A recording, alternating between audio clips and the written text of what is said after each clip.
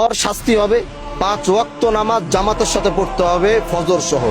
আপনার মেয়েরে আমি সমাজের সামনে আনি নাই, কারণ আমি কোনো মায়ের ইজ্জত নষ্ট করতে চাই না, আমি আমার কোনো বোনের ইজ্জত নষ্ট করতে চাই না। যে অপরাধ করছে আমি সমাজে আইনা দাঁড় করে দিতে পারতাম, আমি মানা করছি, আমি বলছি না আমি তার আনবো না। আপনার মেয়ের ইজ্জত আমি নষ্ট করি নাই, চাইলে আমি এখানে ওরা দাঁড় করে দিতে পারতাম। মানুষ দেখছেন এখানে ক্যামেরা চলতেছে দুনিয়ায়, আমি আমার এই বোনের ইজ্জত আমি এভাবে নষ্ট করবো না। সে ভুল করছে, আমি এটাই বুঝাইতে চাইছি যে প্রকৃতভাবে দ্বিতীয়বার আল্লাহর কসম করে বলতেছি, দ্বিতীয়বার যদি আমি এইরকম আর আরেকটা কথা যদি আমি আপনার মেয়ের নামে জীবনে শুনবো, এটা তরে শুদ্ধ আমি এখান থেকে খেদাই দেবো। কিন্তু যদি বউ কন্ট্রোল করতে না পারো, বউ নিয়ে অন্য জায়গায় জায়গা দেবে।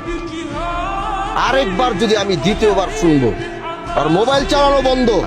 আজকে যে এই বিচার ব্যবস্থা আমরা দাঁড়িয়েছি, এই বিচার আমরা করলে অনেক কিছু করতে পারি, বললে অনেক কিছু বলতে পারি, কিন্তু আমি চাই ও মন থেকে ভালো হোক।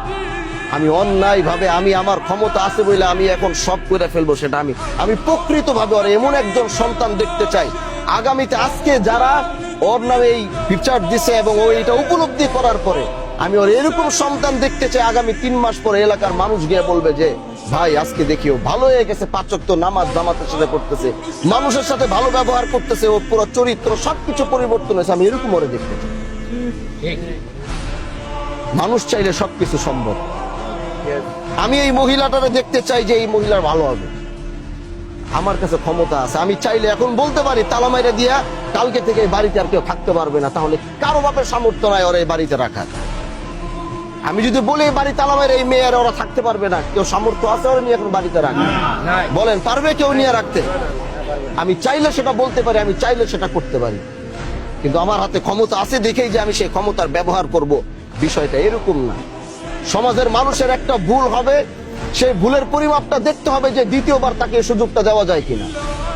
যখন তাকে দ্বিতীয়বার সুযোগ দেওয়া যাবে না, তখন তার বিষয়ে এরকম কোন ফায়সালা করতে হবে যেটার বিকল্প আর কোনো রাস্তা থাকবে না। পিঠ দেয়ালে ঠেকে গেছে, এখন এটাই ফায়সালা, এর বাইরে আর কিছু না।